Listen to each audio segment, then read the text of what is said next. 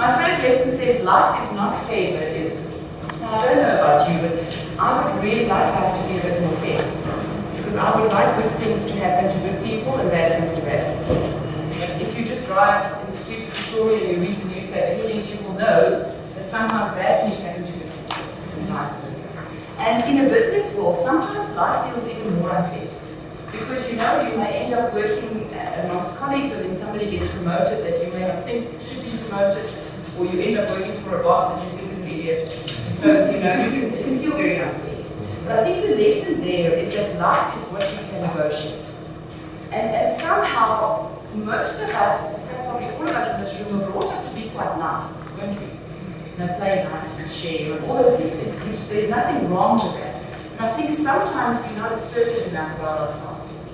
And so this is about saying that if you feel frustrated with an area of your life, ask yourself, have I negotiated well enough for myself? Have I actually showcased to people what I'm good at? Right, so that we stop thinking life is not fair.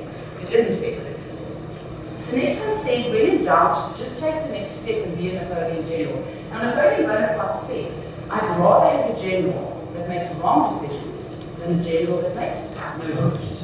And if you've ever worked for somebody that can't make a decision, you will understand how difficult this is.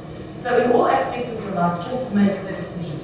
If you make a wrong decision, write it. You know, and in business, they say you just have to be right more times than you're wrong. Because wrong you're going to be. So be decisive in whatever you do. It makes it easier for other people to work with you when they also know where it is that you're going. This one says you don't have to win every argument. You can agree to disagree. We're very opinionated, aren't we? And we end up fighting all the little battles and we tire ourselves out. And we know this, but it's good to be reminded that we should choose our battles carefully. Especially in the business environment, we sometimes get involved too much in whatever's happening in every other department, instead of actually conserving our energy to a large extent. And so sometimes, you know, when we agree to disagree, we don't have to be right about everything. This one is just for the women in this room. Men are wonderful for a number of reasons. I won't go into all of them. But men are born without this gene. They really just do not worry what other people think of them. And if you don't believe me, please go to Durban in December on the beach. Then you will see. They really don't worry what other people think of them. And it's a good thing. Women worry far too much. We live our lives as if the fashion police is going to come and arrest us. And what happens in a business environment is because we're forever thinking that other people are thinking of us, we actually, if we walk in the morning and somebody doesn't greet us, we think it's us. And so we end up flattering ourselves in the corners.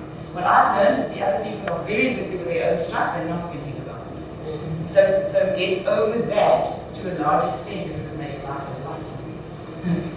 I say this with great respect to what everybody in this room does for a living. But we do tend sometimes to take our jobs too seriously. And I always think unless you're an emergency room doctor at Royal Hospital, potentially if you make a mistake at work, nobody will die instantly. But we react in a business as if somebody has just died. And then the next thing we do is we start finding out who killed him. Completely into CSI mode. And you'll know from the book Good to Great that Jim Collins wrote, he said great companies do autopsies without blame. In other words, in great businesses, people find out why the person died, but they don't worry about who killed him.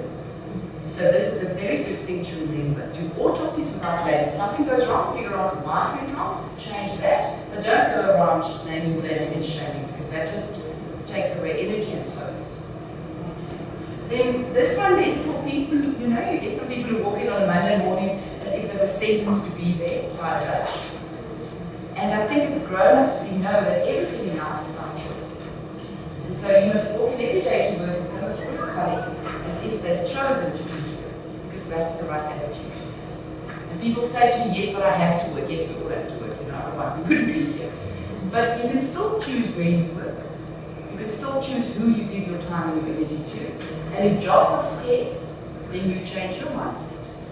But this doesn't bode well in any kind of team environment, because one damaged apple like this makes the good apples bad over time. So attitude for me in life is everything. And I think we must remember this. Life is all about choice.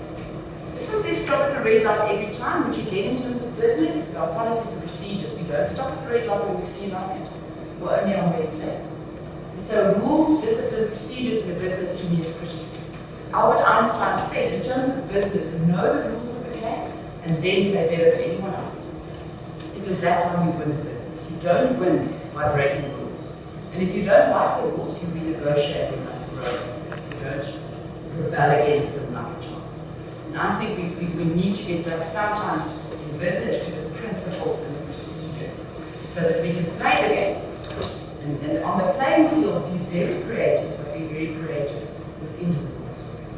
Then this one says to love does not mean to like. You know, I've looked at a number of religious scripts out there, and in all of them, we are asked to love our neighbors. We're simply not asked to like them, and I'm so grateful.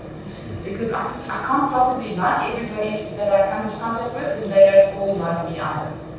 But love means that if I can't help you, I won't hinder you. And so I think we can work with people with love, but I don't have to like you, nor do you have to like me.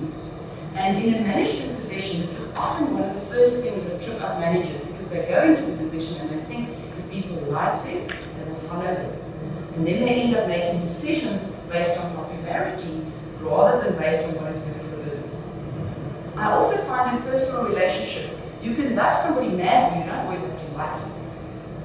And I have teenage children, and I always say to my friends, if your teenage children like you too much, maybe you're not being strict enough, mother. So you always love them, but you don't always like them, and vice versa. So just keep this in mind. It sometimes makes it easier to deal with people. Right, so this implies we are not put on this earth to hurt anybody.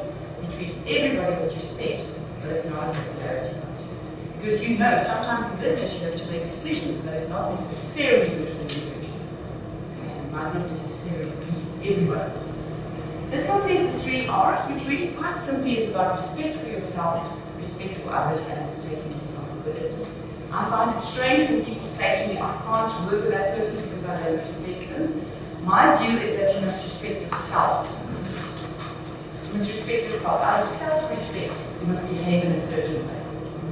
And you know, I can't earn your respect. I haven't even met you. I don't know what it takes, you know, to earn your respect. So I must just respect you from the outset, shouldn't I? And then have enough self-respect to deal with you in a certain way. Otherwise, people use that, oh yeah, but I can't respect him or her, as a kind of a get out of jail free card. So that they don't have to perform or they don't have to behave in a certain way. And then, of course, the whole issue of responsibility. I think we are starting to be a society that drinks hot coffee from McDonald's, burn our mouths, and then sue McDonald's. Because we are very much becoming a society that blames everything on everyone else. It's never me. It's always my background, my education, my lack of education, my parents, my lack of parents, my boss. Never me. And I think it's so important that grown-ups take responsibility for who they are and what they've become. You know, there's a point where you can no longer blame your mother, because you are now who you have chosen to be. And then this one says, no one is in charge of your happiness except you, and I think we know that. I think we've all read from Walmart cards, and we know, these things can't make us happy. I must say, every time this part of the slide comes up, I think there are some cars and some men that can make me exceptionally happy, but you know, in theory, we realize that things that people can't make us happy. But we must also keep in mind that as much as we choose happiness, we also choose frustration, irritation, anger, disappointment. We actually choose what we feel. And so, I know you're all now thinking of that person that irritates you so much that the way they breathe irritates you. And you're all thinking you wish you could introduce me to this person because then I will understand that that person is irritating. But as grown-ups, we must know that you allow people to make you feel good. And it's a wonderful, powerful thing to remember that you can choose not to be irritated. You know, Gauteng notoriously has very bad traffic, and I find it amazing that some days the traffic irritates me and some days it doesn't. And so that's how we remember that we choose whatever it is. And happiness is a very good choice, because if you look for happiness, you can find it. If you look for negative things, you can find it. It becomes a self-fulfilling prophecy.